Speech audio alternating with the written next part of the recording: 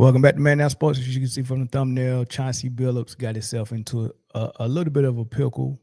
He's, I guess, has been on an investigation, or maybe the investigation that had launched.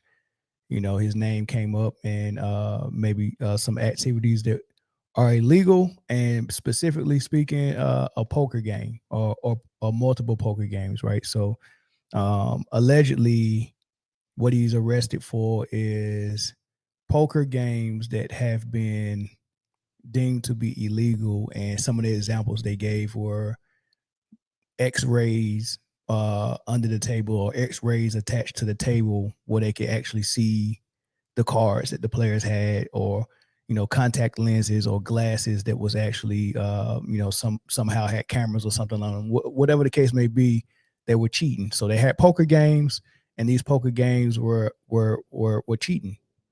And the link to Chauncey Billups and these poker games haven't been clear yet, but they have said that these poker games have been leaked to the mafia or the mob, and specifically they mentioned 4 crime families, including the Gambinos and a couple of others, right? So, and this came from the FBI director, Kash Patel. I'll let you hear what he said, and then we'll talk about it. As you now know, individuals such as Chauncey Billups, Damon Jones, and Terry Rozier were taken into custody today, former, current NBA players and coaches. What you don't know is that this is an illegal gambling operation and sports rigging operation that spanned the course of years. The FBI led a coordinated takedown across 11 states to arrest over 30 individuals today responsible for this case, which is very much ongoing. Not only did we crack into the fraud that these perpetrators committed on the grand stage of the NBA, but we also entered and executed a system of justice against La Casa Nostra, to include the Bonanno, Gambino, Genovese, and Lucchese crime families. The fraud is mind-boggling. It's not hundreds of dollars. It's not thousands of dollars. It's not tens of thousands of dollars. It's not even millions of dollars. We're talking about tens of millions of dollars in fraud and theft and robbery across a multi-year investigation. So, multi-year investigation, tens of millions of dollars, 4 different mafia families, 30 people that they have, I guess are people of interest across 11 states.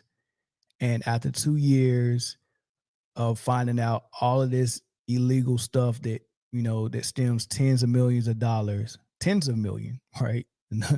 So it can't be no more than 90 million, because that would be hundreds of millions. So it's between 10 and 90 for 2 years. Tens of millions of dollars exchanging in this 11 different cities, 4 different crime families, and after 2 years, you come up with arrest warrants for 3 NBA athletes or former athletes. Chauncey Billups, and this is supposed to be like the big story, the biggest story in sports, the big reveal that the FBI is involved with, and the FBI wants to do a press conference for and announce to the American people, we got them. Crime families are up here, 4 of them, but we arrested somebody down here that we don't even know how they're connected to it, right? Because you can't tell me it's a sophisticated poker game going on that have rigged tables and rigged machines and rigged dealers, and all this stuff is rigged, and this is well organized operation. We're not going to arrest anybody from a well organized crime family, but we got Chauncey Billups, and they want us to be like, okay, yeah, y'all doing great work at the FBI. That's what they want us to do, right? So Chauncey Billups, out of all of this, 2 years of investigation, you come up with Chauncey Billups. That's like if I'm investigating, I don't know, let's say this is a drug bust,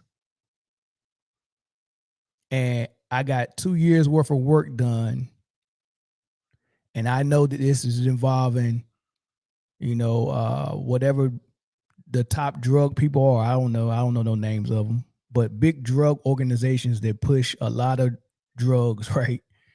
And you did 2 years of work and you don't know who's at the top of the operation, the middle of it, or none of that. But after 2 years, the FBI holds a press conference and we got Pookie from off the block with an 8-ball. Out of all it, this drug operation has operated within the tens of millions of dollars over the 2 years that we've investigated them, and somebody at the top is running it, and the FBI says we finally got somebody that we can put in jail.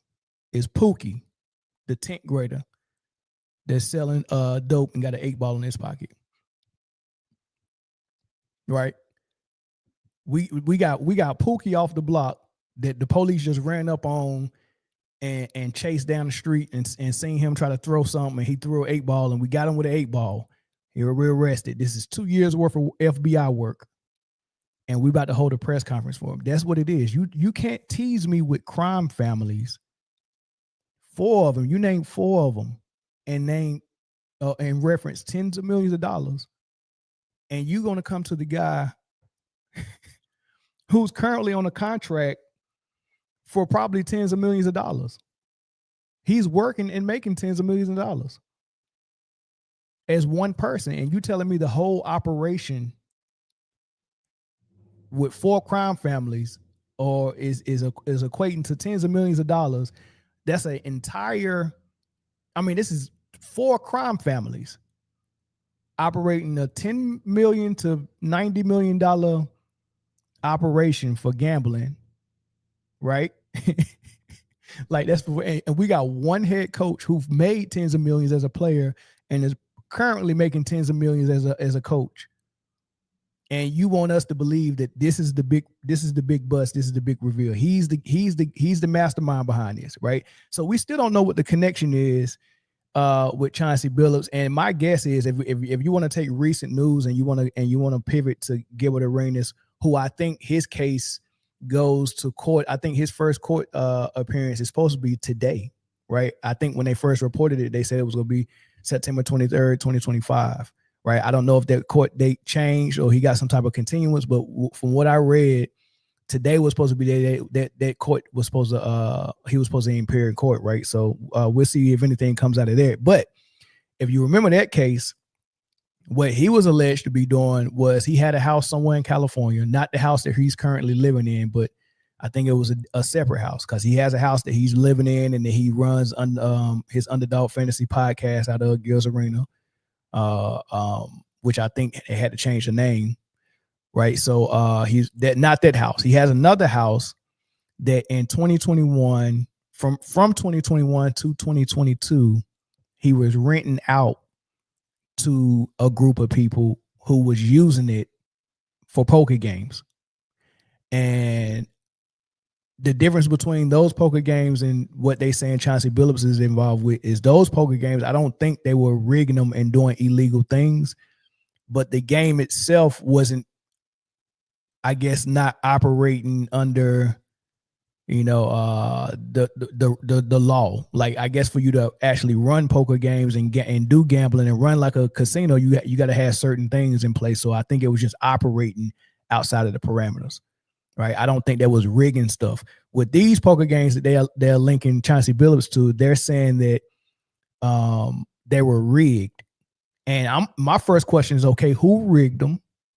Who runs the poker games? Where are the poker games at, and how is Chauncey Billups linked to it?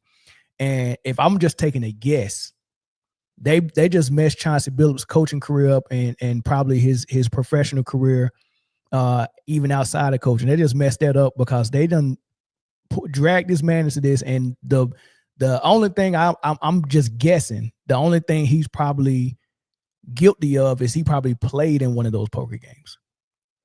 He probably played in one of them. He probably heard about them. And like these players gamble, Michael Jordan gamble all the time. Heard about, hey man, they run poker games at the crib or at this place, you know what I'm saying? And, famous players and famous people like to go somewhere low key. Like, you're not going to find a lot of times you just go to the slots at Vegas and there's Michael Jordan. It's not going to be like that. A lot of these people want to run games somewhere where, where they're not going to be identified or noticed by people. You just can't, run up on people like that. So who knows what people's motivation is for going to a gambling spot that's like, unconventional at somebody's house, right? So let me make one quick adjustment really quick. One quick adjustment really quick. I forgot to do one thing.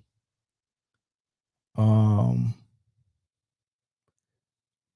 I do want to hear more because of ESPN, First Take, Stephen A. Smith, Monica McNutt, and of course Shams Charania.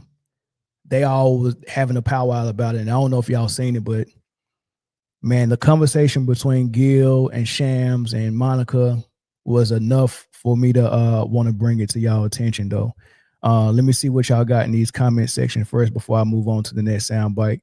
This is the distraction from Trump telling his friends when he's going to announce tariffs ahead of time so they can short the market. Last time he did that, someone unknown made 100. Very good point, Donald. Very good point.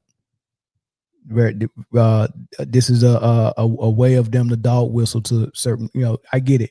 And it's also a distraction as well. It was probably one of his sons from people are speculating. Pookie off the block with an 8-ball. That's exactly what they did. Like, I mean, come on, dog.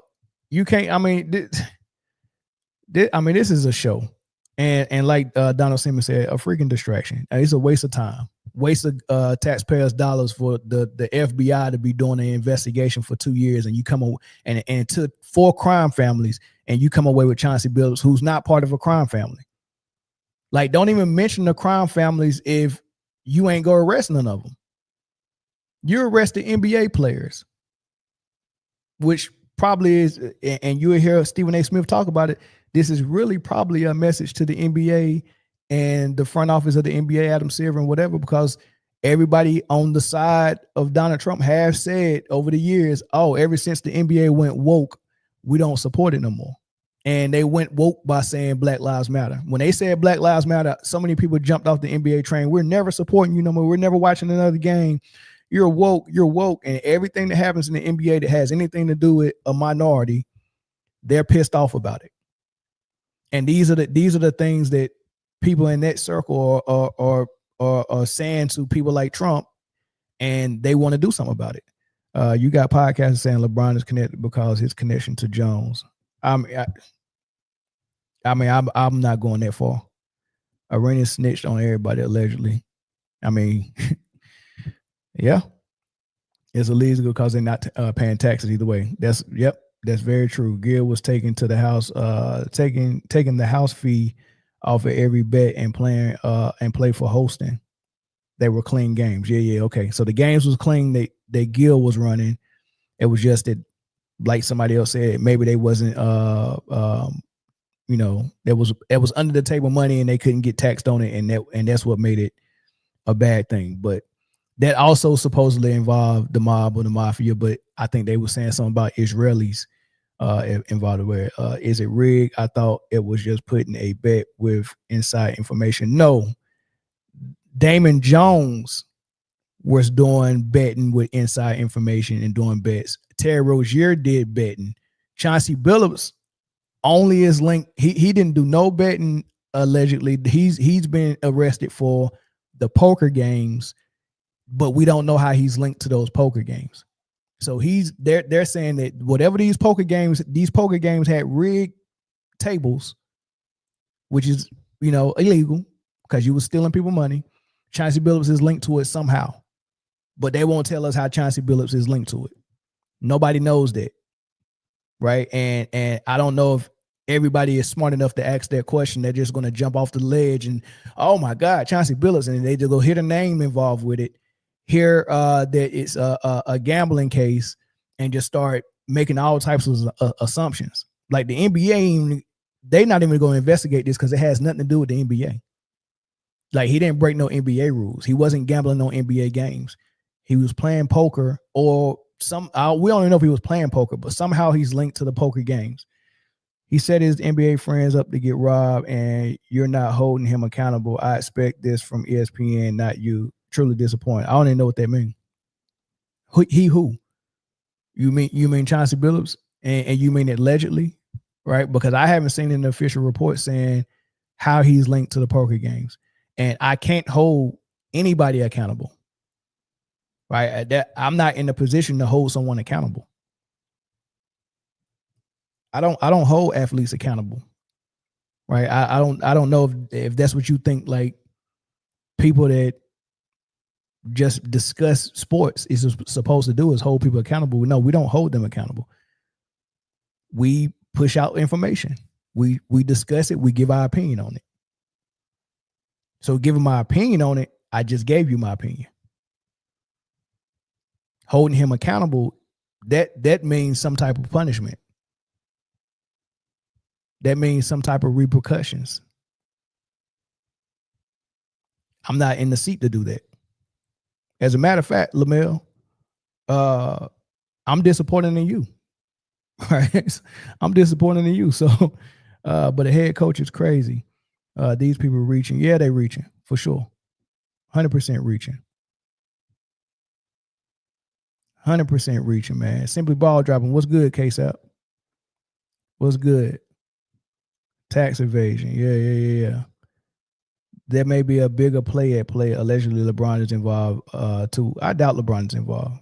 I understand that the people that don't like LeBron would love for him to be involved, but hold your horses on that. I want you to look at this from a standpoint of the current administration, the people who's been put in charge of the FBI, right, and the NBA front office. I want you to think of it that way, right? There's nothing big at play because the big play, the big fish in this is the four families that he mentioned. None of them, nobody's arrested. No, not even their names was put out. They said the last names of the family, but they're not even saying nobody. Now Dante Kohler, they reported that 30 arrests were pending.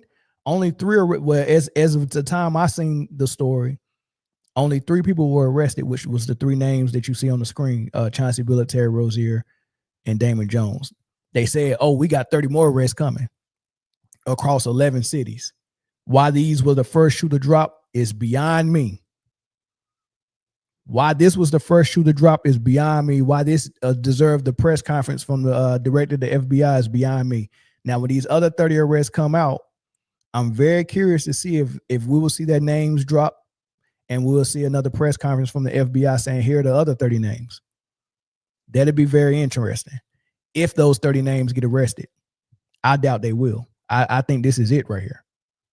Right? I think this is it, and you know, this is a dog and pony show.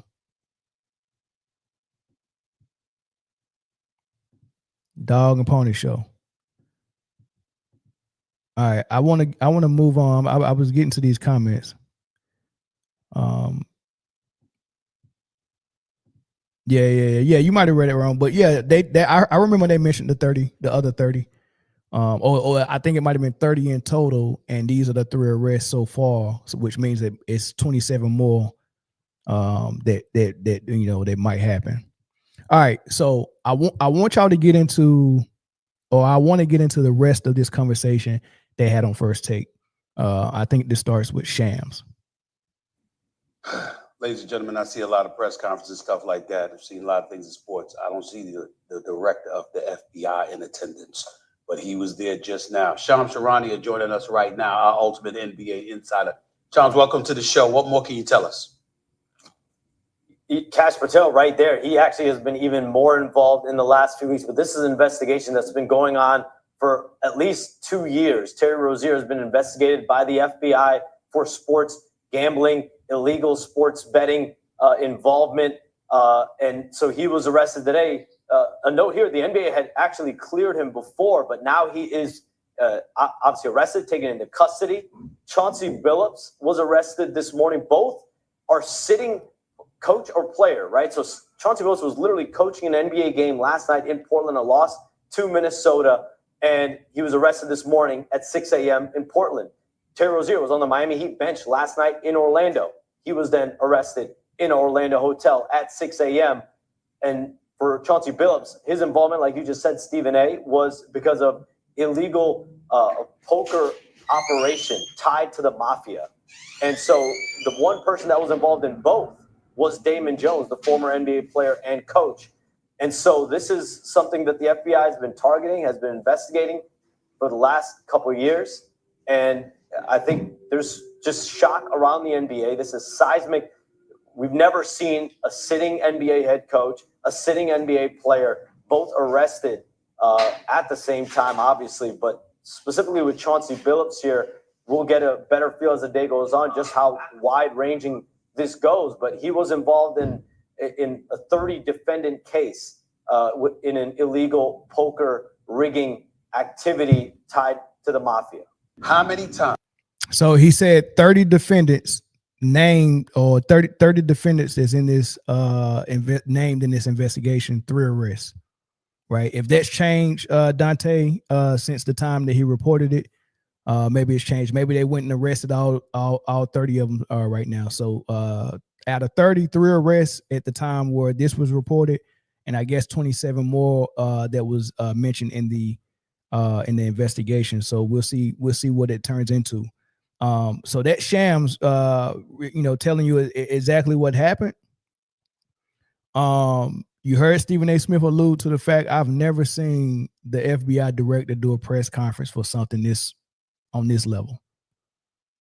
Never. Right. So NPR reports 34 people arrested across 11 states. That's good for them. Right. I'm just going based on what Sham said. 3 arrests, 30 defendants. But even if all 34 people has been arrested, why are these 3 are the only names that are mentioned? Right? Why are these 3 the only names mentioned? That's a very good question to ask yourself. And I get it. People on the news, they like to take the name that's the biggest name, for the headlines, because everything is, ratings based. But still, why is the basketball player who is not in charge of the operation the biggest name? How is it possible that in a huge drug bust that you investigated over 2 years, that Pookie with the 8 ball on standing on the block is the one that the FBI did the press conference for? Chauncey Billups and Damon Jones and Terry Rozier is the Pookie with the 8 ball on the block out of this whole situation. If we're watching The Wire, unless you get Stringer Bell or Avon Barksdale, I don't want no FBI freaking FBI press conference. Don't do no FBI press conference for Pookie with the 8 ball on the block. I mean, that makes no sense. It makes no sense at all. 30 defendants is crazy. They're trying to get dudes to snitch. Seems like the feds are really fishing. Patel's FBI is a joke. Yeah, it is a joke. And what information you think, if you're dealing with mob families and crime families, what information you think they giving Chauncey Billups?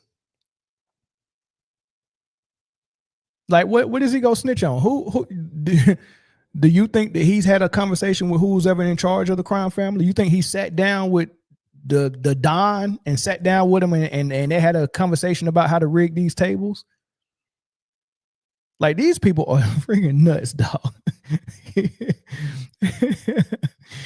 Oh my God. All right. Listen to Stephen A. One incident after another, have I said Trump is coming? He's coming. We'll say it on national television again. Bad Bunny is performing at the Super Bowl, and all of a sudden you hearing ICE is going to be there, looking to engage in mass deportations. The Super Bowl, disrupting things. Big night for the NBA when Briana put on a show. That has now been smeared because we're talking about this story, okay? Remember, Trump has a long, long history connected to the world of sports because he had those casinos. Where do you think folks were coming half the time? I'm not talking about individuals. I'm talking about the culture. When people want to go to a casino, when people want to gamble, when people want to party, or whatever the case may be. This was his kind of connection to that. Why am I glad you're here, Monica? because don't be surprised if the WNBA is next on his list.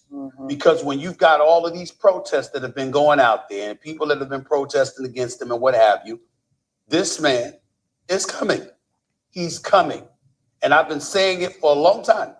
And to me, this is the latest nugget of evidence that we're talking about right here. That's not to question the legitimacy of the case. We don't know. We're all sitting up here and we're saying that we don't know. But anybody that has been around him, anybody that has talked to him, anybody that has seen his reactions from the sports leagues and the positions that people have taken, they are not surprised at what's going on today. I'm watching a press conference with the director of the FBI. Tell me when we've seen that. We've seen people, we've seen accusations before. We've seen athletes get in trouble with the law before. You don't see the director of the FBI having a press conference. It's not coincidental. It's not an accident.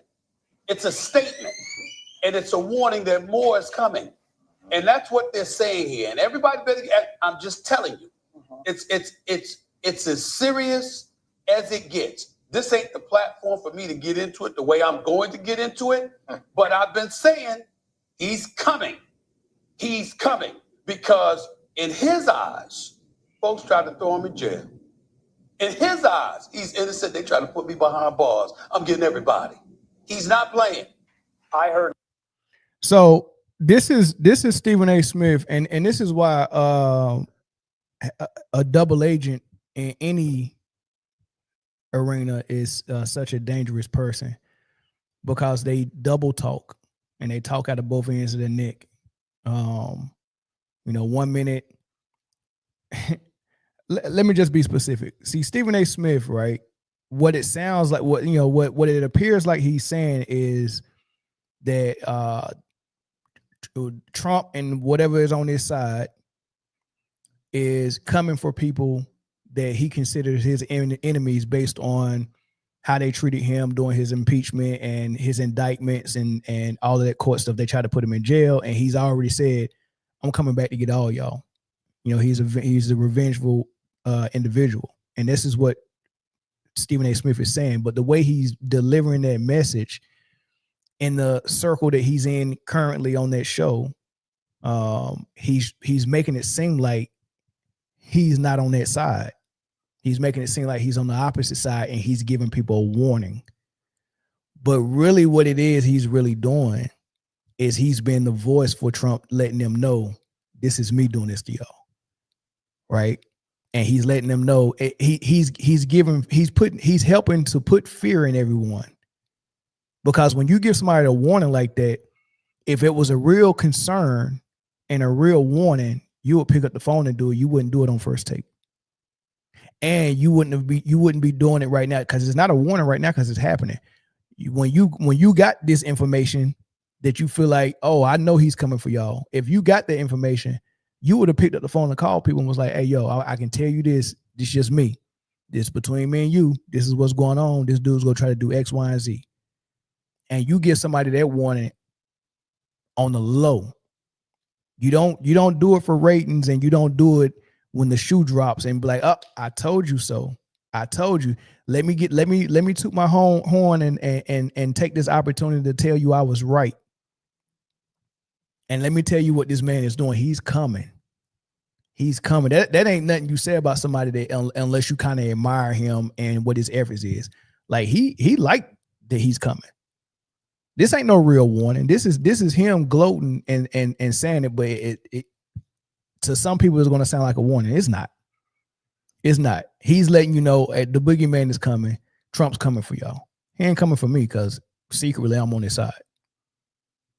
Secretly I'm on his side. Right?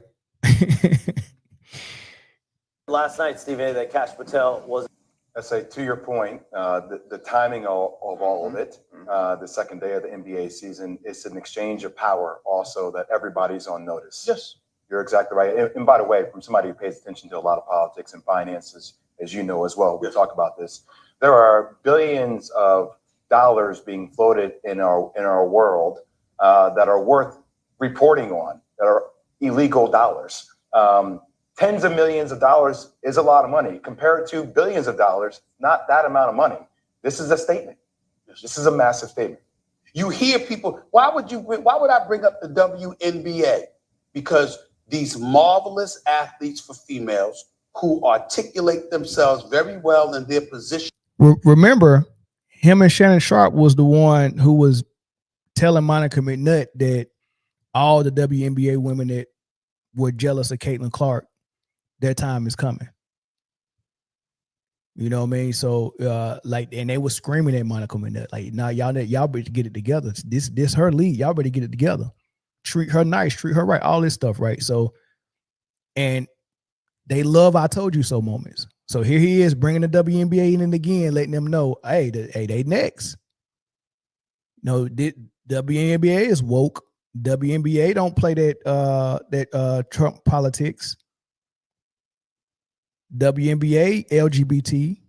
These are all the things that Trump don't like and he's against.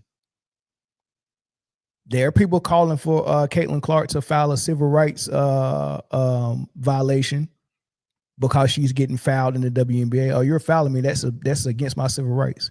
Because as a white woman, I should, if I'm this popular as a white woman, I should be able to shoot these shots without getting fouled. The fact that you're fouling me is a violation of my civil rights. They really reported that. They really said that she should file a civil rights claim. And the White House might get involved. Trump didn't speak on it, but who knows what they're saying in private. You understand, cogently, fluently, etc. Oh, that's been disturbing to that administration as well. Because anybody who doesn't fall in line, march lockstep with them, agree with them, etc., he has a problem with it. And he doesn't mind inconveniencing anything. We got to wonder what the owners and what they know about some of this stuff, because some of these owners have known him for years. NFL and NBA, they know who he is. They've talked to him. Some of them have relationships with him. They're not caught by surprise.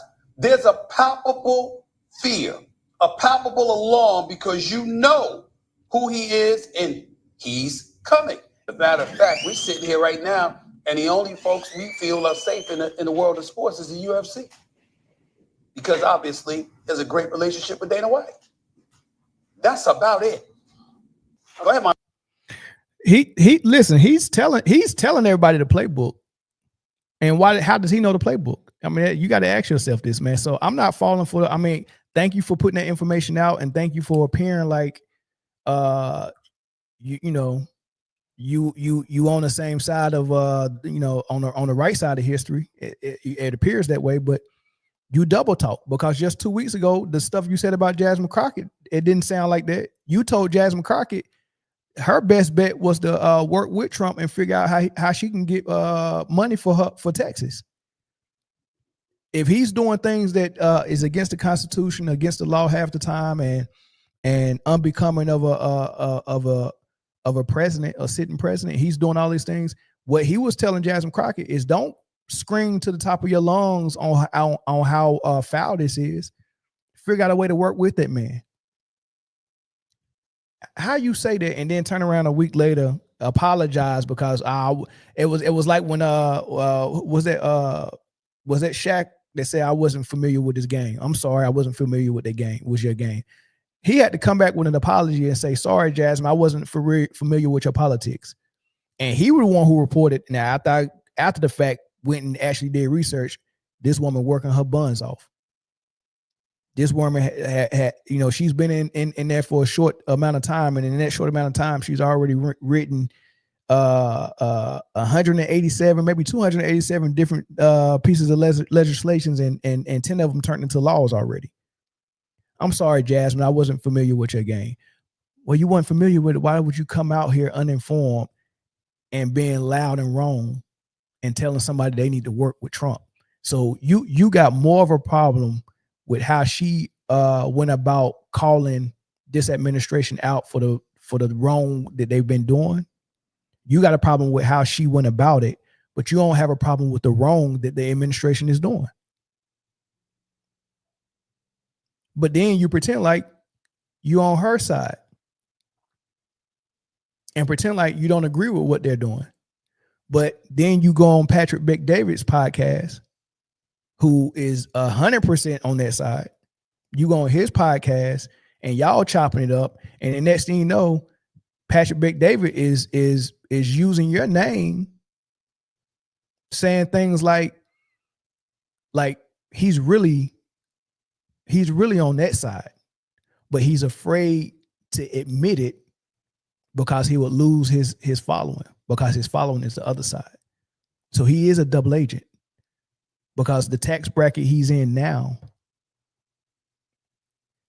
and the people he rolled elbows with, you know, his friends or the Jerry Jones and the Adam Silver, like he's friends with them. He loved them. He said he loved Jerry Jones. Love them. Those are the people and when you start rubbing elbows with them and they start putting things in your ear and start telling you about how we do things on this side as wealthy people or rich people, we do things different. And then taxes start to become a priority of yours, because now you on the other side of the tax bracket and you want to keep most of your money. Like all rich people want to keep most of their money, but all people period want to keep most of their money. But the rich people are the ones, hey, look, man, I make this amount, and if they do taxes right, IRS would take this amount from me, and that's a lot. So what we do is we get in the ears and we get in the pockets of some of these politicians who make laws, and we just grease their pockets, and then they make laws that helps us. And okay, you make this law, so now I can write this off, and I can have this business. I can write this off on my taxes, and that'll put me in a spot where I won't get taxed as much, or if at all. I could avoid so much in taxes by some of these laws that y'all just put in that helps out the 1%. And Stephen A. Smith, okay, I see how you do it. And I'm gonna act like a rich person. So secretly, he's really on that side because he's a money guy now. And to be able to continue to be a money guy, you gotta rub elbows with the money guy or the money people. And that's what he's doing. But his fan base is something totally different. So he's stuck in the middle where I gotta pretend like I'm this, but I really pander to this because it benefits me more and it benefits the people that I rub elbows with more. Right? So he's really that. He's a double agent. So you really can't trust anything that come out of this man's mouth, yo. It's really diabolical. No, I think It's tough. No, I think there's an offline conversation for us to have. Sure. To acknowledge the climate that we are in is fair, is wise. To believe that sports are going to be absolved from all that's happening, I get that. This is super disappointing. Now, if all that you have pointed out does come to fruition, where does that leave the leagues? I guess is my question. That's a legitimate question. And in fairness to you, the point that needs to be made is that the people who have their complaints are justified in their complaints. You know, if you don't vibe with their ideology, that is perfectly within your right. We have that right as American citizens to be that way. There is no doubt about that. The flip side to it is being mindful and cognizant of what the reaction and the fallout is going to be when that happens. And this situation right here with these sports leagues, we don't know how prepared they are. I believe Adam Silver's prepared. I believe the owners in the league are prepared. I believe Roger Goodell is prepared. I believe the owners in the NFL are prepared. But nevertheless, he's telling you in advance that, oh, by the way, there's a midterm election coming. So a lot of stuff that he wants to do now, because he may lose the midterms. The GOP may lose the midterms. And if that happens, where's that going to leave him? So while you're in complete power, you want to do whatever it is that you want to do. So what is it that he's going to want to do? That remains to be seen. But we're having an indication. Can I close the loop for a second? Sure. I know obviously we're a sports show, so names like Chauncey Billups and Terry Rozier and Damon Jones are going to be huge. Just, make no miss about it. Gambino family and some of these other, those are larger stories. That's right. Okay. Way larger stories. Much larger. So to close the loop on this conversation, if we watch what happened to Porter, And we're just saying, hey, it's guilty by association. The fact that it was announced by this magnitude, it's been made this big. Right.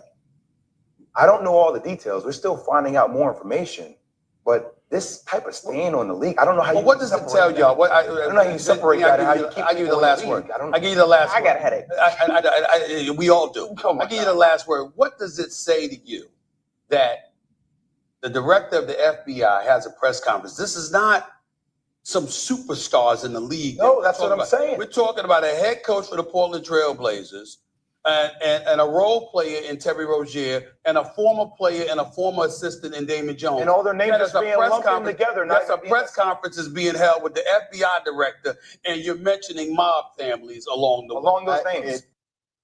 They made good points toward the end, right? They made very good points. Now, Stephen A. Smith said that they have a short time. They got to do as much damage as they can before midterms, because if they lose control over the House or the Senate or whatever during these votes, they don't feel like that they'll be able to get things done as easy with less resistance as they're getting right now, right? So go ahead and do what you can do. Do everything you can do, and then hopefully you doing that, maybe some of these people that jumped off your bandwagon after they seen how you're doing things, maybe right before that you can gain their trust back a little bit, right? But I think everybody has caught on to the grift and caught on to the not like dude, we not. I don't know. I don't know if I want to trade off, like, you know, because basically what it was there was a lot of people that was blinded by their biases, and you know, and that's the nice way to put it, because I could really honestly say a lot of people was blinded by their racism or their sexism, right? Because LGBT and border control was like a huge deal. Like, hey, I'm gonna get these people out of our country. I'm gonna close the borders. I'm gonna wage a war against the woke. And what's woke to them was DEI and diversity programs and you know, things that I think our white counterparts felt that was unfair to them. Like, hey, you just stood up a program for diversity, and in order to make things more diverse, you're forcing things to be more fair for minorities. Which what it looks like on the surface is, if all right, so put it this way: if we can all admit that, and let me look in the camera. If we can all admit that we had over 400 years of unfairness when it came to making progressions in this country. I mean, you have 400 years of slaves, right? So we can admit those first 400 years was unfair to black people. And in 400 years, whatever gap was able to be made between our white counterparts and black and brown people was a huge gap. After slavery, we had Jim Crow era. Then we had an era of fighting for civil rights. You know, we just got the chance to vote and do other things and stuff like that, right? You know, and then after the civil rights movement, you know, we had some things put in place, but then we still had redlining and, you know, things that kept us out of the housing market, which was real estate is a huge deal when it comes to generational wealth. So you had that 400 years, Jim Crow, lynching, civil rights, redlining, like the list goes on. So the unfairness has always been there, and the gap that's been created was based on that unfairness. So if we decide one day that we want everything to be more fair and more diverse in our workforce and in every entity possible, if you had that many years of unfairness, how can I make it more fair again? So the people who benefited from the unfairness, when we make it more fair, obviously we're going to give a more push to the people that was unfair against for 400 plus years than the people who's sitting at the top. So to some people that looks like racism, like, oh man, like, how's that fair? You get what I'm saying? Like, imagine if we ran a marathon and you chained me to the starting blocks and you ran the marathon for 4 hours. And then once everybody found out, man, you cheated. You chained this person up. How is that supposed to be fair? And then they take me, unchain me, and tell me we're gonna put you in a car to drive you up to where this person was at, and start the race. And what they're saying is that's unfair. You gave them a car. you gave them a vehicle to catch up. That's unfair. But forget about all the unfairness that got you that head start. Right. So yeah, when it comes to what Stephen A. Smith is saying, where the wokeness, the wokeness and all this stuff, that was a war against that. So Donald Trump used all of that frustration for our white brothers and sisters. Hey, y'all know you frustrated with this DEI stuff, because I hear it all the time. I was in the military. I always heard. I mean, we're a big proponent of being more diverse and being fair in the military. Like it's programs for it. You hear the frustrations about it. You hear how people think it's unfair. Like, hell, they thought Black History Month was unfair for years. Why the hell they get a whole month? Like, they thought that was unfair and racist. It's racist for you to have a Black History Month. It's racist for you to have Juneteenth, which celebrates the independence of when there was some slaves that didn't even know that they was free after the emancipation, that went and lived on plantations and still slave for another number of years, and then when they finally got free, it was June 16th or whatever. We call it Juneteenth. I forget what year, but nonetheless, people celebrate it, and people think it's racist to celebrate that. Why don't you just celebrate July 4th? Well, I mean, July 4th, when America got independence, we were still slaves. Like, it's kind of hard. Like, I they think that's a division. Like, just by you celebrating that and trying to acknowledge your Blackness, you're separating yourself from us as your white brothers and sisters in America. And that feels racist to us and unfair, and we don't feel included. Right. So that's basically the thing. But anyway, the point is this. I'm getting off topic. The point is this. During the elections, he was able to use stuff like that, and then able to scare people and say, hey, the immigrants are taking your jobs. And the illegal immigrants, all of them are crime people. They're over here committing crimes and all this stuff. We got to get them out of here. Right. So all of those things drove the voters to vote, because, oh man, after we do this, after we vote Trump in, he's going to get rid of the illegals. Then he's going to get rid of other immigrants, and he's going to close the borders, and there's going to be more jobs for us. And then he's going to get rid of wokeness and DEI and all this stuff. And that's going to benefit us as white people in America. And it's just going to be great. And now in the first 6 months of his presidency, they realizing that was all a fake. So now what he has to do is, before these midterm elections, he's got to be able to, hey, I gotta show them some things.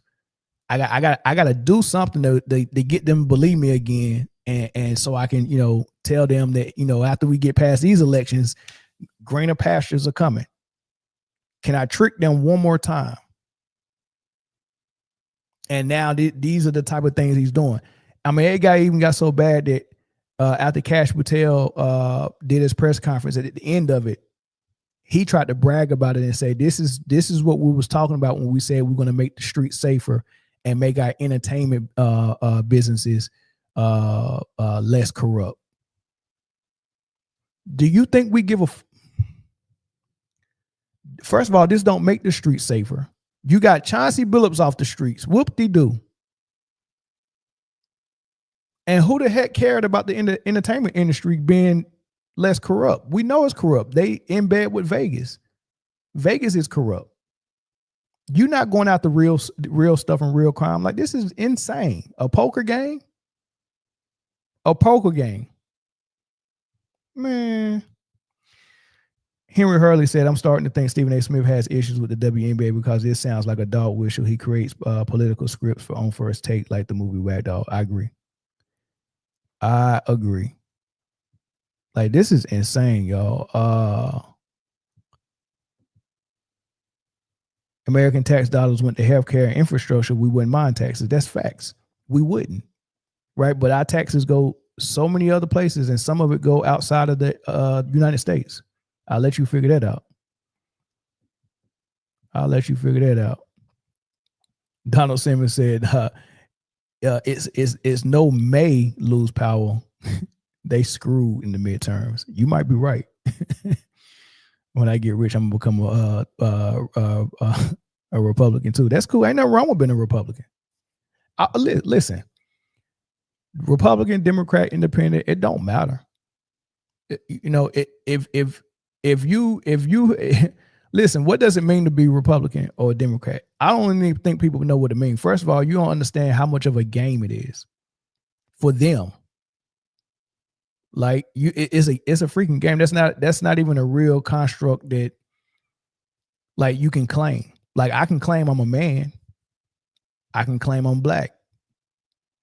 Right? I can claim those things for real. But to claim I'm a Republican and a Democrat, I don't even think how like.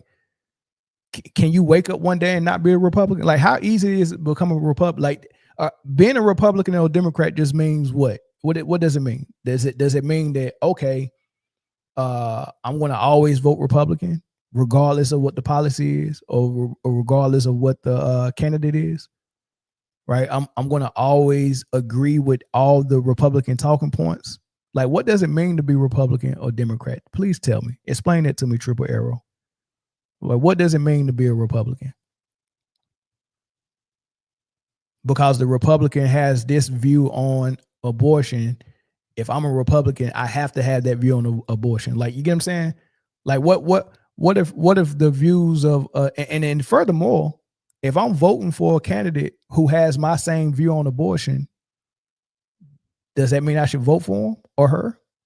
I hope they don't. I hope that's not what people are doing, because when it comes to me selecting a candidate to run that's running for office, whether it's president or whether it's a local government, regardless on what their views is on abortion, that don't mean they go get in there and make laws for abortion that's go agree with me. And then furthermore, like you are a representative of the people, whether it's you in the White House or you as a freaking mayor, governor, or a representative, whatever you're going to be for a state.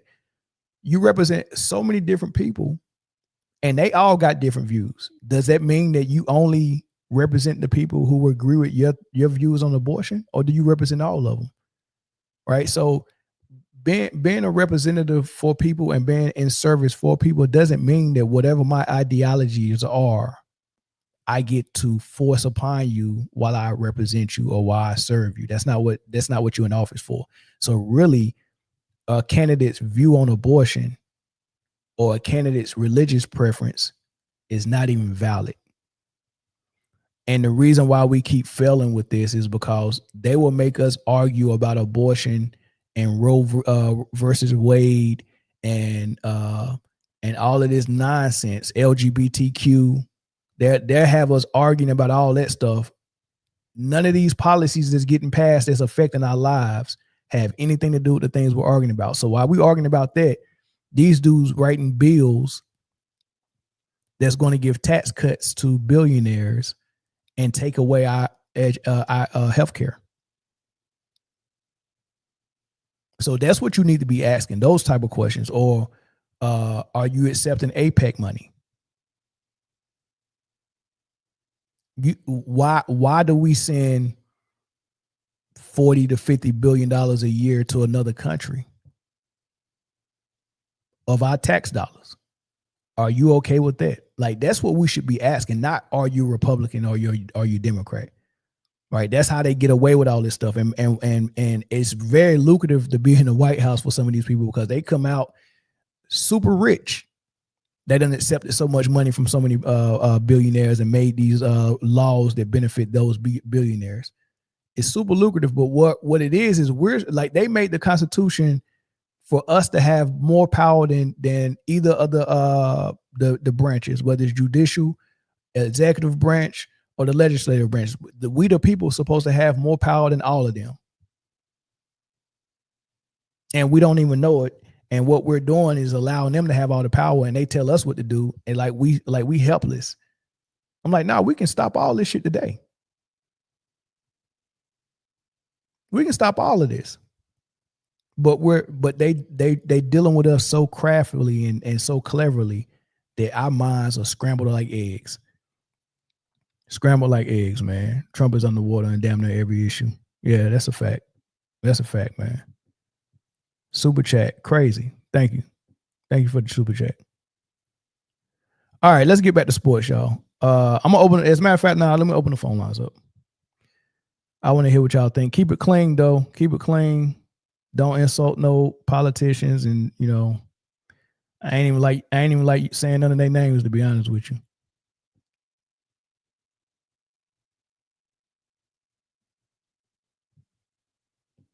Correct. Come to Australia. What's going on in Australia? What y'all like black people over there? How y'all go treat me in Australia? That's what I want to know. It said, I hope you lose monetization after this, bro. You hope I do. How about I just block you, big dog? I hope you lose that too. How about that? You block. I hope I lose monetization. Oh, you said I hope I don't. Oh, dang. Can I unblock you?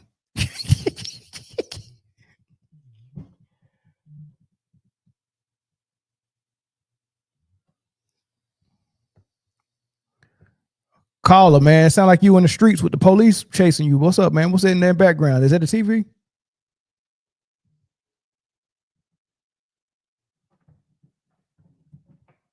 Dang, I blocked one of my daggone one of my faithfuls, man. I ain't even recognize who. Look, I read the comment. I ain't even recognize it was you, VC. My bad, man. I gotta unblock you, dog. Let me see if I can unblock you. Hey, somebody unblock VC, one of my moderators. Let me see if I can do it. Dang, man, why I block you, dog? Now I thought you said you wanted me to lose. Hey, somebody block my dog, man. Unblock her, man, please. Sheesh. I don't even think I ever unblocked somebody. I don't even know how to do it. Oh, I know where to go. I know what to got. Oh, you got a new geeks? All right, thanks, bro. All right, phone lines are open, y'all. Let's get a phone call in. The real Elise laughing.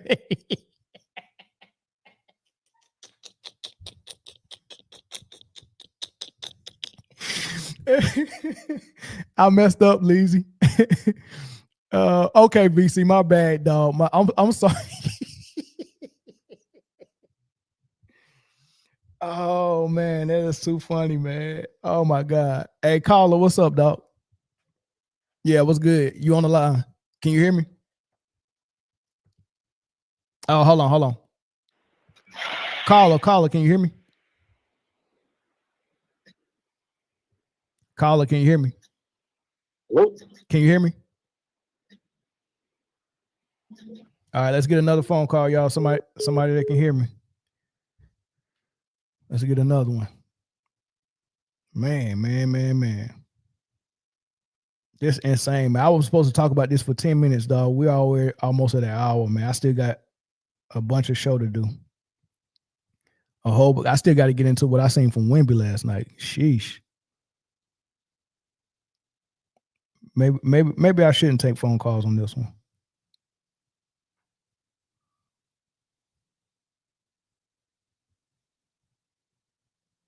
Insane. No phone calls?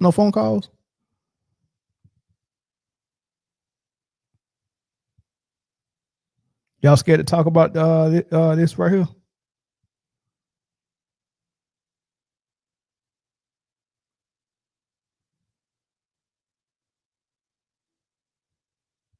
All right. He said, VC said, I only watch. All right, hold on. We got a phone call from Oklahoma. Caller from Oklahoma. Can you hear me? Yo, man down there, can you hear me? Yeah, I can hear you. Can you hear me? Hold on. Did y'all hear him? Somebody, y'all put a one in the chat if y'all heard him. I only watched the first half, but Wemby looked good. Yeah, he did look good. Looked dominant too. That's what I've been wanting to see him do from the time he got. So y'all did hear him. Okay, so it's his phone then. Yeah. I don't know what he got going on. You know, sometimes people call in and they'll be watching the show. Like maybe they watching the show on. Okay, I'm gonna try him again. Caller from Oklahoma, can you hear me?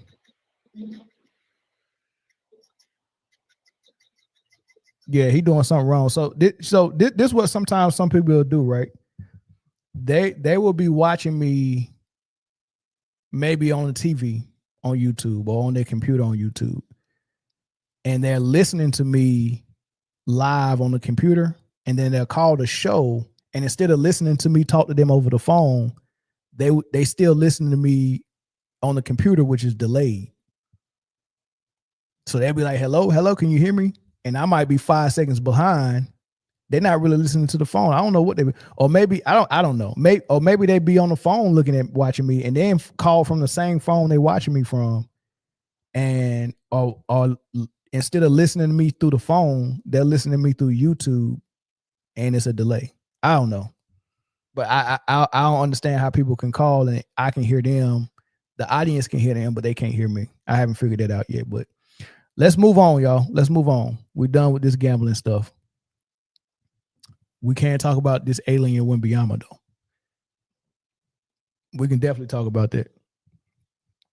All right, let me see if I can get this phone number off the screen. Nah, Oklahoma, we good. Your phone ain't good, man. Leave it in the comment section. Leave it in the comment section. He said, super chat, they calling on the potato mail. They definitely calling the potato. Oh, man. All right, so San Antonio and Wembanyama last night whooped the Mavs. Now, first of all, when we all did, I think on Full Panel Friday, we all did our Western Conference predictions. And I think we had obviously OKC number 1. We had maybe the Rockets number 2, and maybe I can't remember who we had number 3. It wasn't Denver. I think I had Denver number 4. Number 3, I think I may have had maybe Minnesota. And then an afterthought was San Antonio. They're just not ready, right? We ain't seen Wemby played the whole second half of the season because his injury. So out of sight, out of mind. And then even when he was playing, he was settling for threes and jump shots and trying to play like a guard. And it was just like my critique of him. Even when we did the top 10 players currently in the league, I was okay with Wemby being outside the top 5. You know what I mean? So, and now obviously he got so much potential. He can be number 1, but that comes with a change of mind. Stop trying to be a guard. Stop trying to be Steph Curry, right? Realize that you're 7'4", at least 7'5", maybe, right? They got him listed at 7'6", right? But realize you're the biggest, baddest apex predator out there. You just got to act like it, And I mean, you're a symbol before he got his roar, right? But once you realize that you're a freaking lion, then it'll be different. And that's why I didn't expect too much from him in San Antonio. But last night he showed us something different. He showed us that he's ready, right? He showed us, I am gonna go to the hole. He got so many dunks last night, and that's what he should have been doing. He looks stronger. He looks more mature mentally. He looks sure of himself. He looked like he knows exactly what he want to do. And he got some pieces around him that's willing to ball out too. Rookies, second-year players, and then that De'Aaron Fox didn't even play last night. So he made everybody look bad. I mean, it was supposed to have been a coming out party for the number 1 draft pick, Cooper Flag. It's supposed to have been a coming out party for the Mavs. AD's healthy. He couldn't do nothing. Like Wemby was the only thing worth watching last night. unreal. I mean, he pump fakes PJ Washington. First of all, PJ Washington, he was on an elbow in the high post and turned for a pump fake. PJ Washington, even if you jump, you can't block 7'6" with his outstretched arms shooting a jump shot. So don't jump. The fact that you went for a pump fake on a 7'6" guy at the elbow is embarrassing. So he pump faked him, go by on one dribble. Here come the help a little bit late, and AD got a swipe on him, and this dude rocked the cradle, reversed it, and dunked it. And I don't even think he jumped. I ain't never seen a reverse dunk and your feet still on the ground. He had at least one foot on the ground, dog. It was nasty, right? And got the and one with it, right? So the dude is playing unbelievable. He went and trained with some Shaolin monks, shaved his head bald this summer. He went and did work with Hakeem. He was just doing a lot of soul searching and training all summer long, and looked like this dude is primed and ready to go all 82 games, be first team all defense, first team all NBA, and probably the MVP as well. And it looked like this he might be ready to put the Spurs in the playoffs. I don't know how far up the ladder there go, but this ain't a non-playoff team the way he's playing, right? So Hakeem Olajuwon spoke about him because he did do that training with him. He was on First Things First with Chris Broussard and Nick Wright. And Hakeem was asked some questions about him and how it came about that Wemby asked him to train. So with Wemby, when you asked him, what are you trying to accomplish? What did he say, and what'd you work at him with him? Because when we met at the Final Four, and he emphasized that he wanted to work out with me. And the first thing I said, I said, Wemby, you got everything. And I thought he was kidding, but it was serious. And my first question to him, like, what are you trying to accomplish? Then he said,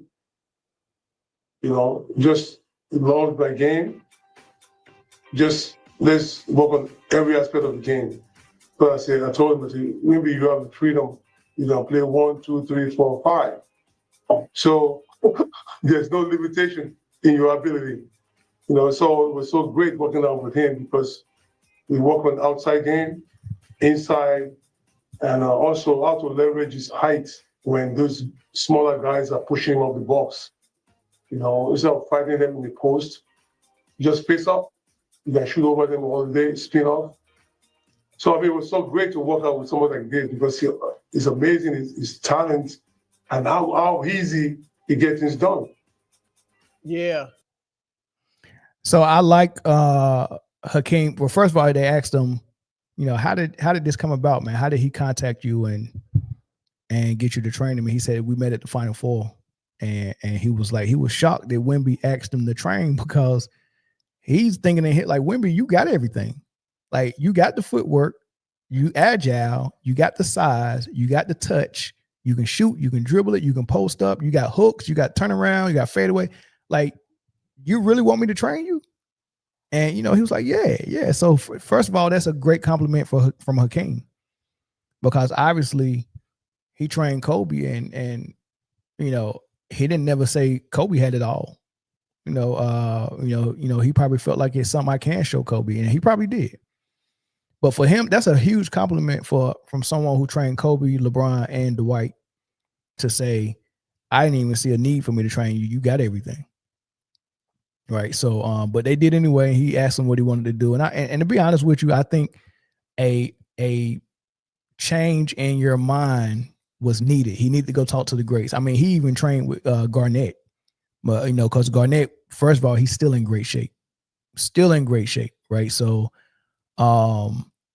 and he was very famous for getting up every morning, 5 a.m, and run the sand dunes. Like wherever he trained at during the summer, there was a beach, and he ran barefooted on the sand, which is tougher than just running on flat ground. Like, you got the sand for your resistance, and it's a huge deal. Like, training in the sand is like a real deal. And he was doing that. Like, that's what Garnett was doing during his playing days, training on that beach. I think when he got the Boston, I think he had Paul Pierce and maybe Ray Allen the first year. I think or maybe he had more than teammates in that, but they trained with him. And that happens a lot. You get to a team and you with another great player and like, hey, look, I got this type of work ethic. I want this to rub off on you, man. Come train with me here. Come train with me there. So, but Wemby went to train with Garnett as well. And there was pictures of him on the sand with Garnett. And I think they was running bleachers as well. Like, so he's telling him the importance of training your body and having your body be strong, which is smart by Wemby because he's going to another long 7 foot, long, skinny person. I'm skinny, I'm wiry, I'm long, I'm athletic. He went to go talk to him. What do you do and why? So he's doing what Kobe was doing. Seeking out all of these guys that's great at one thing and picking their brains so he can take some of that and put it in his toolbox. Right? He went to talk to Gary Payton about defense, even though Kobe was already a good defender, almost a great defender. But he still picked Gary Payton's brain about it. He picked Jerry West's brain. Of course, that's a Laker legend. But he went to the Boston Celtics great and picked Bill Russell's brain. He picked Michael Jordan's brain. You know what I mean? So this is what Wemby's doing. He went and picked Garnett's brain on his workout regimen. Then he go and pick Hakeem's brain about his post approach. And talking to both of those dudes, I'm thinking you're going to go away with a mentality that's needed to complete the mission that we know you can complete on the basketball court, which is being an MVP and taking your team to the mountaintop, right? So, man, the way he came out and playing against a great big like AD and saying, I want to take it to you. I want to get to the rim as much as possible. I'm not settling for threes and jump shots. I'm still going to take a couple of them, but I'm not settling anymore. That's huge. That's big time. That's huge. That's big time. Dude went out 40 points, 15 rebounds, blocks all over the place, man. Oh, man, some of these blocks was crazy. The alley-oops he was getting, and now his teammates understand what to do with him. And you got a 7-foot dude. If you ever on a fast break and he seals, the best option is to just lob it up there to him if it's one person down there. Even if it's two people, throw it up. Just give him the opportunity. Give him the chance. Man, this is going to be good. But let's keep it on Hakeem, though. Let's keep it on Hakeem. Because Hakeem was actually, he was asked a couple of more things, right? He was actually asked about his choice of who the greatest of all time is. Very funny. As a matter of fact, before we get to that, one more soundbite from Hakeem. One more. I've said, Hakeem, I think he has the potential to be the greatest player ever. What do you see as the ceiling for him? I mean, first of all, today's game is encouraged for a big guy to go outside, to shoot threes, to handle the ball, to post up.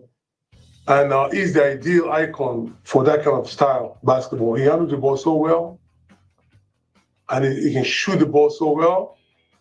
He has the agility, the movement naturally. And the most important, he's willing to learn and to improve. So I don't see any ceiling. The sky is the ceiling. I mean, he can do whatever he wants on the floor. Do you? So he said, what's his ceiling for him? You know what I mean? He didn't say the ceiling was the goal, but he basically said there's no ceiling for him. Like, dude can do everything. So the sky's the limit as far as skill set. So the only thing that's left is can he stay healthy? And is he going to have that dog in him to want to be whatever his ceiling is? On the other side of the house with the Mavs, of course, the Kyrie Irving's not there, so of course they're gonna look better when Kyrie gets there. But this experiment that's on the screen, what Mr. Aggie is talking about, Flag ain't no point guard. No, he's not a point guard, right? He's not. And I understand Jason Kidd wanna, because I think when he first got drafted, there was like, what is your plans for Flag? And he said, man, I want to make him uncomfortable. I want to push him to the limits. He said, we about to see what he looks like at point guard. That's what he said on draft night. So this ain't no surprise. J Kidd said he wanted to do it, and I didn't mind it at all, based on the people he had on the floor with him. But you got a better option with that. So as far as starting him at point guard, you can still challenge him and have him play point guard, but not be the starter at it. Because I think D'Lo would have served a better purpose last night, starting at point guard than Coop would have been. Right. So I think eventually J Kidd will probably see that. He's got to figure out a way to do it without making it seem like he took the point guard from him, and that might be detrimental to his ego. And then it might look a certain way to the outside, and then outside noise might start to creep in to what they got going in the locker room. So at some point, he's got to figure out a way where we're going to slide him to the 3 and we'll start D'Lo. But you can come in, I can take D'Lo out with 5 minutes left in the first quarter, and then you can slide down to the point and run some point.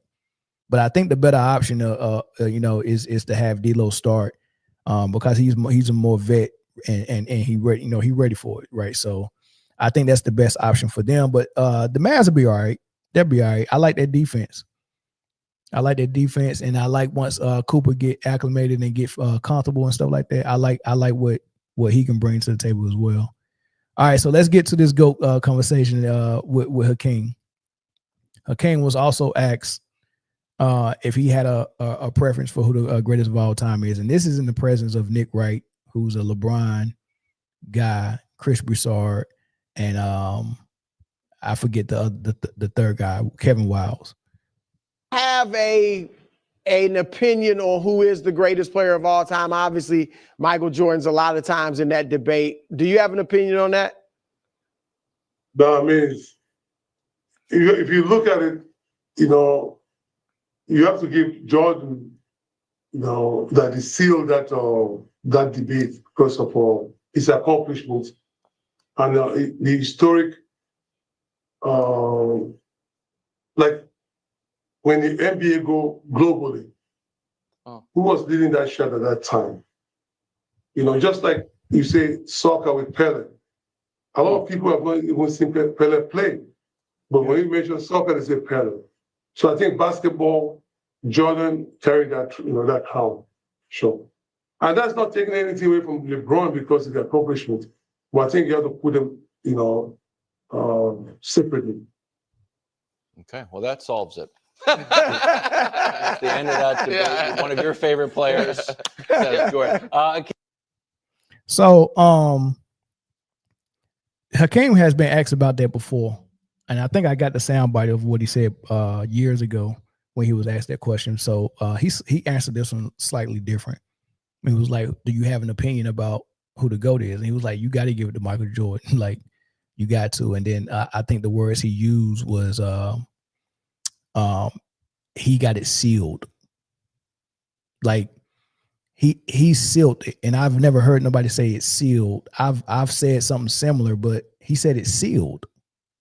Like there's no way. I think Give It a Renters might have earlier this year kind of said the same thing on Paul George podcast. It's like there's nothing nobody can do to take away what Jordan did for the game. Like it's impossible. It's impossible. It's impossible that we will find a guy, first and foremost, before we even get to what Michael Jordan did to the game or for the game. He's still the best player. Like, when you put how good he is as a basketball player, he's still the best that we've seen. And Kobe is below him. Kobe and Mike are the best two players we've ever seen play the game. Like we're watching it. This is the closest perfection you'll get for a wing player or for any player. And it's on both sides of the floor. Like it's 3-dimensional. As a scorer, they're probably the best we've seen. As a defender, they're right up there as the best defenders we've ever seen. Like it's some defensive specialists who don't do nothing but play defense, like a Ben Wallace or someone of that nature, or Rodman. And he's an A+ defender. But when you look at people like Jordan and Kobe, they're A+ defenders as well. So how are you an A+ scorer and offensive player and also A+ defender? That's very hard to do. And then when you start looking at what flaws they don't have in their game, and you start going down the line of what they can't do, and everything is good to great. There's nothing below average. There's nothing lacking. They got it all. Good to great at almost everything. In Jordan's case, almost great at almost everything except 3-point shooter. I wouldn't say he was great, but he was good. So good to great at everything. Nothing average or below average. Right? Not on either end of the floor. And then so you got the offensive package, the defensive package. That's two things. And the third thing is everything that comes mentally, everything that comes with your heart. All of that is A+ as well. You're not going to find a better competitor. You're not going to find a guy with the will to win the most. You're not going to find a guy that's more dedicated to it off the court or during the off season as far as what you're doing with your body and working out. Like these guys were so dedicated. They're A+ in all of those things. So we're not going to see that in a play. It's hard to see that in a player, period. The player in this era that wants to be in the conversation don't even have that. He don't got the heart, the mentality. He don't have the defense of a commitment for his whole career. And then on the offense, there's so many flaws to point out in LeBron James. So even LeBron James don't stack up against Jordan as a player in those three dimensions. So, and he's the person, and he's the only person that we're putting in the conversation from this era. So what does that tell you? It's so hard to find a player like Mike, and LeBron James falls short of it, and he's supposed to be the best one out of this era. So we can't find another player like Mike. But if we did find another player like Mike on both ends of the floor with that same drive and heart and mentality and all stuff, it could be Wemby. If we do find a player like that, what Hakeem is saying, they still will not be able to do what Mike did for the game. And for that reason, it's sealed. If you find another player equal to Michael Jordan has already planted his flag on the moon as number one first. You can't land on the moon for the first time again. There's only one person that can do it. So for what Mike did for the game, nobody else can do it. He's already done it. In order for you to take it somewhere where Mike didn't take it, because he said he took it globally, in order for you to do something different, you got to take it off Earth. You got to take this sport to the aliens on another planet who also play basketball and take over there. Because on Earth is Mike done it already. So you got to be a better player than him, win more than him, and do what he did for the game. You're not going to find it. And that's what Hakeem is saying. You're not going to find it, dog. Good luck with that. So, somebody, I guess somebody rewinding and they watching the first segment. They talking about Pookie and the indictment. Boy, y'all tripping, man. Yeah, so do y'all want phone calls on this? I can open the phone lines up for this conversation with Hakeem. I can. What we at? An hour and a half? I think I probably got about 30 more minutes. I can get one more topic. Probably the starting five topic. But I'll open the phone lines up though for sure. Let's throw that number down now.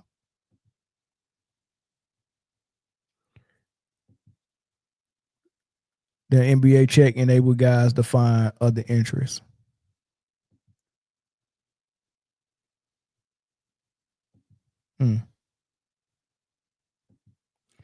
What would you say in regards to LeBron on this topic?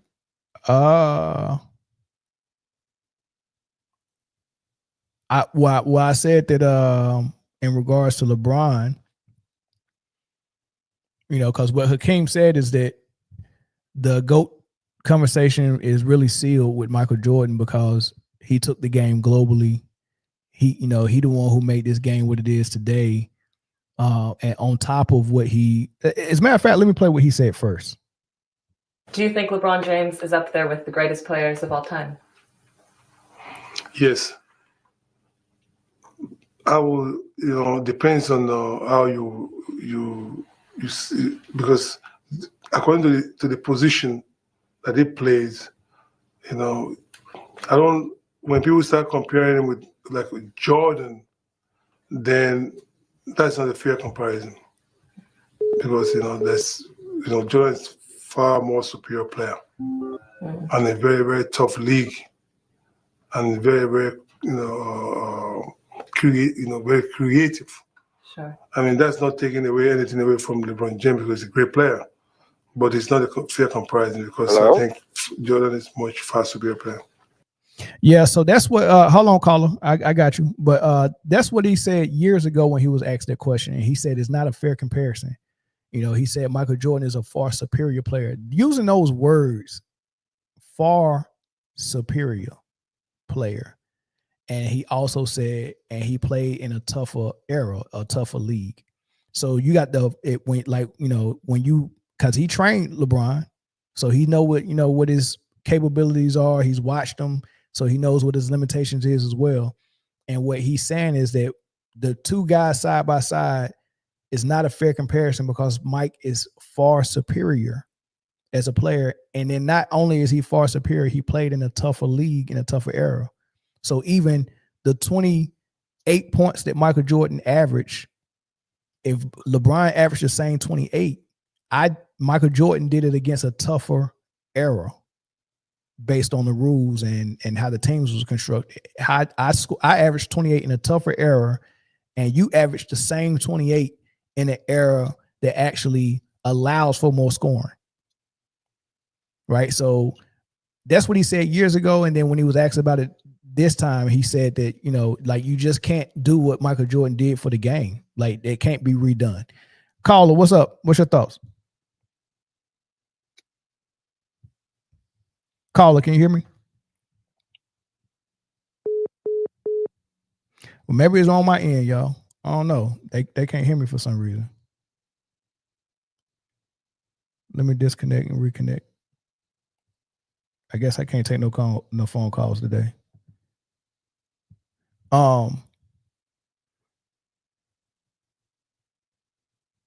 Yeah, it's just too much going on with Mike, man. Mike just as a player and what he did for the league and what he did for sports in general and what he did for the market, Nike, Gatorade, ball. I mean, all that stuff, man. Like, I honestly think the NBA and Nike and all these companies should be giving Michael Jordan 5% of everything they earn annually, especially if it deals with a athlete. Every endorsement deal Nike signs with a basketball player, I think there should be a clause in there where Michael Jordan gets 5% of it. Honestly. All the players and all these entities, these businesses owe Michael Jordan a whole lot more than what they gave him. A whole lot more. Last thing I say about Mike. He went on NBC on opening night, NBA opening night, and all the Michael Jordan lovers was just drooling over him. Just like, oh man, did you hear him speak? I was not impressed. I really wasn't. I'm like, man, I hope this ain't what they go give us on NBC throughout the whole season.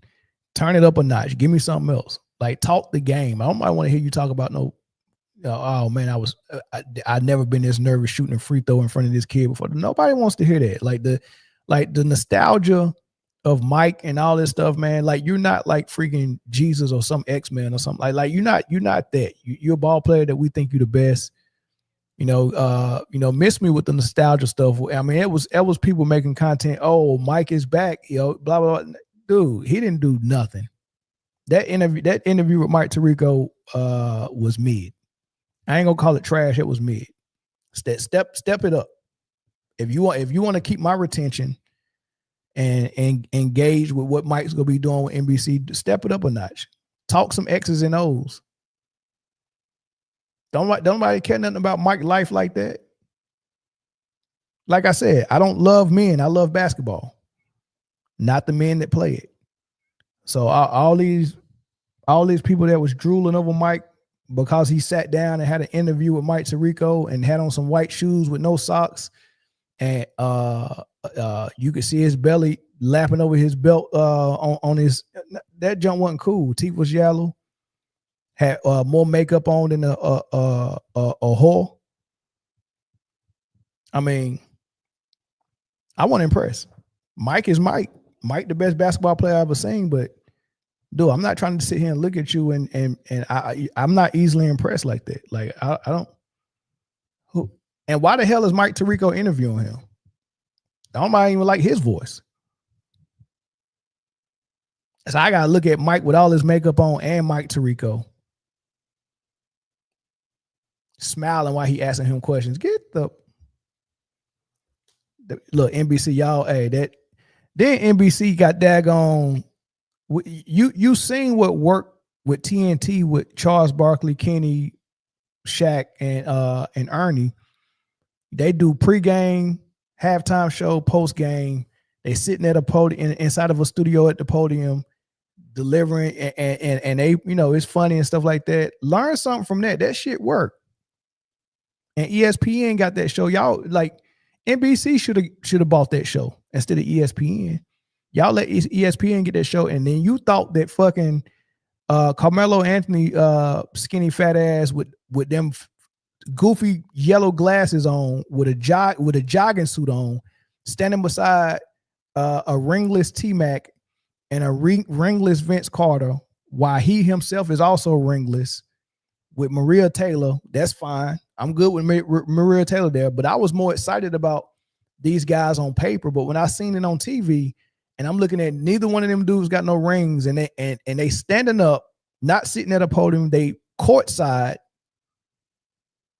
I don't want to see that every game that y'all show. I would like it would be dope to have them in the studio sitting at a desk like Chuck Smith, Chuck, Kenny, Ernie, and Shaq. I get that you want to be different and you don't want to try to reinvent the wheel, but that jump was mid. And then it was on ring night, and Chet Holmgren came and showed his ring to 4 people who didn't have no ring. Melo never even got to the finals. I don't think Vince did get to the finals with J. Kidd in New Jersey. T-Mac got to the finals as a bench player in San Antonio, but they lost. I think that's the year they lost to the Cavs, and T-Mac never got in the game either. He was an insurance policy for if Kawhi got hurt or something like that. That's how Pop did his thing, right? So neither one of them got no rings, man. So their credibility shot when they started talking. they credibility shot when they started talking about this game. And y'all gonna let Carmelo Anthony wear them goofy glasses every show? Baller blockers. He had on some baller blockers, man. I ain't heard nobody wear baller blockers since that Ninja Turtle dude that was on Flavor of Love. Said these my baller blockers, man. Like, what are we doing? And all 3 of them ain't even really like Vince Carter. I think he really put in the work and trained to be a analyst. So he's a little more polished.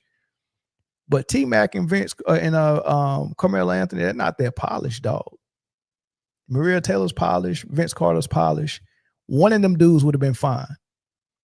You didn't have to go get 3 of these ringless dudes. I think that should have just had. I mean, Vince Carter is the more polished one, so he's probably better suited for the job. But as far as name is concerned, Carmelo Anthony's got the biggest name out of all of them. And T-Mac, I mean, that was a redundancy that you didn't have to deal. Like, why have T-Mac there? Like Maria Taylor and maybe another known journalist, and then Vince Carter and Carmelo would have been cool. But Vince Carter by himself with Maria Taylor and another journalist would have been cool. And y'all could have rotated bringing on famous former players. Yeah, but NBC, that was a swing and a miss for me. And then the audio went out. I mean, they just getting back into the swing of it, but T-Mac was talking and the mic just went out and somebody had to come and no, as a matter of fact, Vince Carter had to switch and get him his mic. So he took T-Mac and gave him his mic, and then the mic worked. And then later on in that broadcast, Maria Taylor mic went out and Carmelo had to switch mics with him. I said, Lord have mercy, man. So the makeup artist put too much makeup on the GOAT. They zoomed in on his mouth while he was talking. His teeth was yellower than the yellow brick road. Then they zoomed out real quick. I said, I seen that shit, man. Like that, there's no way a billionaire can't get no veneers. Call Cameron and Mace. Find out what. No, don't call Cameron, because the veneers that Cameron got on, them shits look like chiclets in his mouth. Don't call Cameron's doctor. Find out who got some good veneers. Get you a set of them. You got billions of dollars, dog. Get you some veneers. Don't let them put all that Madea makeup on you again. And NBC, get your shit together, man. Get your shit together. Because that shit was mid. I wasn't a fan at all. That joint was mid as hell, man. But Mike's still the GOAT. But NBC ain't the GOAT no more until they fix that. I was ready for NBC, man. Y'all got my hopes up, man. Y'all got my hopes up, man. Y'all let me down. Let me down, dog. Y'all better fix that, man. Yeah, VC, I think it is a big interview chopped up. And they better not stretch that shit out for 82 games of a season. Don't mind want to see that. This interview better be however long this interview is. I want to see all of it by the second week of the NBA. And then y'all got to do something new. This better not be an interview that stretches out over 80. But this is like the Prison Break TV show. Prison Break should have been over on first season. They broke out of the prison in the first season. And then they was on a run for the whole second season. And then they got exonerated in the second season. So Prison Break should have been over. You know what they did to get 7 seasons out of that jump? They had to put them back in prison, all of them. I'm saying, man, how they get exonerated and now all of them back in prison? But this time they was in the prison in Mexico. Like, I'm like, dog, I said they all got locked back up. As a matter of fact, yeah, they all got locked back up, and except a couple of them, and a couple of them was trying to break them out again. So they spent the whole third season trying to break them out of the Mexican prison. And then they was on the run on the fourth season after that breakout. And then the main character died, and then the show was over. But everybody was requesting it so much that guess what they did? They brought back a 5th season, was like, oh, he ain't dead. He faked his death. But y'all got to go get him out of freaking the Middle East. He in a prison in the Middle East now. And they had to go to the Middle East and break this dude out of prison out of the Middle East. The whole 5th season and the whole 6th season, they was on the run again. I said, man, you got to be freaking kidding me, dog. And I couldn't take my eyes off of it because I was like, I got to know how this ends. So I watched all of it. Then they finally, 6th season is over. 4 years later, guess what they did? They made a freaking movie. I said, come on. I said, a movie? Bro, I can't make this stuff up, dog. Look it up. Look it up, dog. I can't make this stuff up, man. So if they do this interview like Prison Break, dude, I'm done. If they do this interview like Prison Break, I'm not watching the games on NBC, dog. I figure something else out. Oh, I just turn it off when Michael Jordan interview come on, man, because I ain't signed up for this, dog. I ain't signed up for this, man. But nonetheless, man, dude, I lie to you not, dog. Anybody who let me know who watched Prison Break in the comment section, man. Well, hey, so somebody tell me if y'all seen Prison Break. Anybody seen Prison Break? Please say y'all have, man. First of all, it's a dope series, though. It's dope. It's a dope series, man. Even though I was pissed off that they drugged me along for 7 seasons plus a movie, I enjoyed every bit of it, man. See, Romeo said the same. He said it was only good for the first season. Yeah, awesome show. Yeah. And as a matter of fact, when I get bored and don't have nothing to watch, I put Prison Break on and watch the first season again. I mean, the first season was so funny with what's my man that got his hand chopped off? Dang. He basically was the booty warrior, but the white version. Teabag. Man named Teabag. They chopped his hand off. Man, this dude had a little rubber hand, a little rubber prosthetic hand, but the fingers didn't move. It had a kung fu grip on it. The man had that man walking around with that rubber hand. Man, my name was T-Bag, man. Simply Outtake said he quit after the 4th season. Yeah. Black First, Night Rider. What's up? Check in. Palinka not getting spotlighted in on this brand for the media. Shout out to Kid Gravity, man. Y'all go subscribe to Kid Gravity and beyond. Subscribe to Simply Ball Dropping too, y'all. But yeah. Prison Break. If y'all haven't seen Prison Break, dude, I'm telling you, man, that show. I mean, I will put season 1 and maybe season 2 up with any TV show that has ever existed that was drama, not the comedy stuff, right? But like The Wire and Prison Break, I put above The Sopranos. I put above what's the prison movie with Ida BC in it? The HBO had. Oz. I put Oz and The Sopranos below The Wire and Prison Break. You gotta watch Prison Break and you gotta watch The Wire, dog. 2 great TV shows. 2 great. Yeah, Oz. Yeah, that's what it was. Yeah. You said I'm tripping? Yeah, I couldn't get through Oz, man. Even when it came out, I was in high school when Oz came out, and I wasn't even watching it like this. And ever since then, I tried to watch it a couple of times, and I can't get into it. I watched The Sopranos too, but it's just something about it that, yeah, I don't like to see TV shows where you got organized crime and like because I want to believe. I don't even want to get into it. Yeah, but Sopranos is all right, but The Wire and Prison Break, like that. But all right, y'all. I ain't even gonna get to these other topics, man. That was good topics, but of course that gambling incident kind of took us elsewhere. So I'll probably try to finish this. I'll probably try to get back in here again tonight and finish those topics, man. But all right, good people. Appreciate y'all for watching. Catch y'all on the next one.